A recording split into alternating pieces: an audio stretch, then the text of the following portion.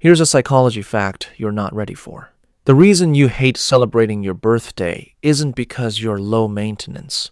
It's not because you're too busy or over the hype.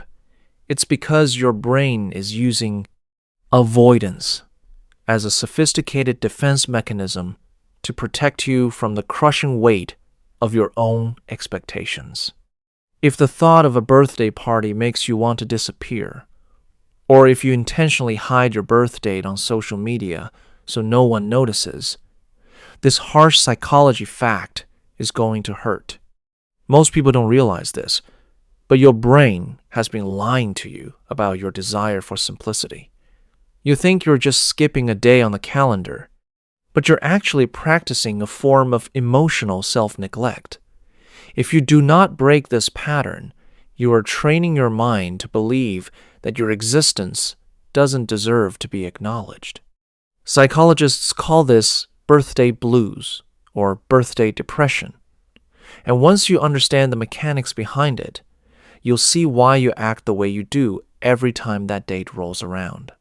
Your relationships, your self-image, and even your long-term motivation are all being influenced by this one psychological pattern. You treat your birthday like a deadline rather than a celebration. You look at the number and see a countdown of what you haven't achieved yet. Why does it feel so personal? Why does it feel so urgent? Because to your brain, a birthday is a temporal landmark. It's a point in time that forces you to compare who you are today with who you thought you would be by now. If that gap is too wide, your brain would rather delete the day entirely than face the reality of the mirror. But here's where it gets even worse. Most people stop here.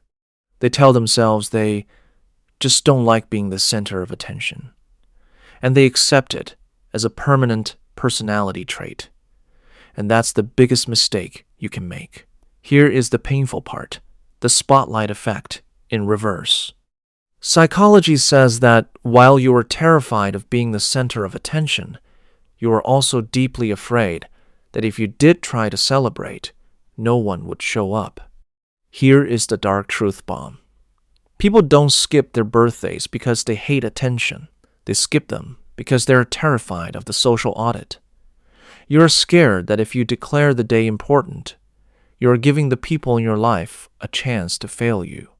You would rather pretend the day doesn't matter than risk the pain of feeling unimportant to the people you love. You are holding your own joy hostage because you are too afraid of being disappointed. Psychology says that replaying the reasons why you don't care about your birthday is actually a form of preemptive rejection.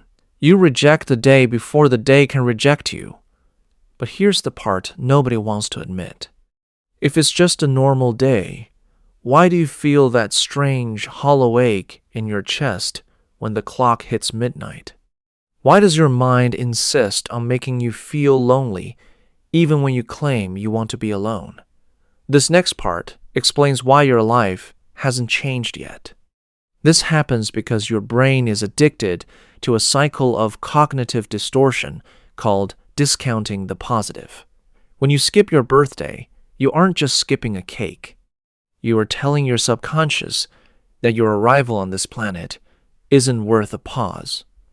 Every time you downplay your own milestones, your brain adds a little more unworthiness to your self-identity. You remember the years you were let down. You remember the times you felt invisible. Your brain does this to protect you from future disappointment. It thinks that if it makes the day meaningless, you'll never have to feel the sting of an unreturned text or a forgotten card. But the reality is, it's just isolating you. Your mind thinks, if I don't make a big deal out of it, I can't get hurt. But the reality is, there is no safety in silence. This is also tied to achievement-based self-worth. If you grew up in an environment where you only received praise for what you did rather than who you were, birthdays feel like a performance review you didn't prepare for. Now, you're an adult, and you're using that survival logic to deprive yourself of basic celebration. You are misapplying a productivity mindset to a human existence. Your brain thinks it is helping you stay humble and focused, but you are actually just walking through life without ever stopping to sharpen the saw. Here's the truth you've been avoiding. Skipping your birthday is a slow-acting poison for your self-esteem. When you spend years telling the world, "Don't worry about me," the world eventually listens. This makes you feel even more invisible in the long run. Have you ever felt resentful when you see others being celebrated? That's because your inner child is screaming for the recognition you've been denying it. By trying to be low maintenance, you are becoming low priority in your own life. Your fear of being too much is the very thing making you feel like you aren't enough. You are so focused on not being a burden that you lose the ability to be a blessing to yourself. People don't respect those who treat themselves like an afterthought. By skipping the celebration of your life, you are signaling to everyone, including yourself, that you are not worth the investment. If that hit you, good. It means you needed it. You've been living in a theater where you're the lead actor, but you've refused to turn on the lights. Here is the truth you've been avoiding. You are the only one keeping yourself in the dark. If you want to break this cycle, you have to stop avoiding and start reclaiming. Here's the mental trick that actually works. The third-person gift. The next time your birthday approaches, stop asking, "What do I want?" and start asking, "What would I do for a friend I truly loved?" If your best friend had a birthday, would you tell them to sit in the dark and pretend the day didn't happen? No. You would buy them a coffee, send them a message, and make them feel seen. When you use the third person, you strip the self-loathing away. You realize how cruel you are being to yourself. Another actionable habit is the micro milestone rule. When the day comes, follow it to the end. I bought myself a small treat. So what? People might think I'm self-centered. So what? I spend money on something unnecessary. So what? When you follow the so what to its logical conclusion, you realize that the world didn't end because you took up space. The sun still rose. Your bank account didn't collapse. Your true character didn't change because you had a slice of cake. And finally, you must implement the gratitude audit.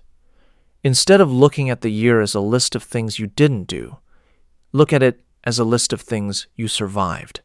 You are still here. In a universe that is vast and often indifferent, you managed to exist for another 365 days. That is not a deadline. It is a victory. If you want to break this cycle, start with this. Forgive yourself for not being where you thought you'd be. You are allowed to celebrate the journey, even if you haven't reached the destination. You are allowed to be important for no other reason than the fact that you breathe. The people who matter will be happy to celebrate you, and the people who mind aren't the ones you should be living for anyway. Stop the avoidance. Start the acknowledgement. Your birthday isn't about the age. It's about the evidence that you are still in the game. Your life is a gift, not a burden. Start treating it like one. Did you enjoy the video? If so, a thumbs up goes a long way. Don't forget to subscribe if you don't want to miss the next one. See you soon.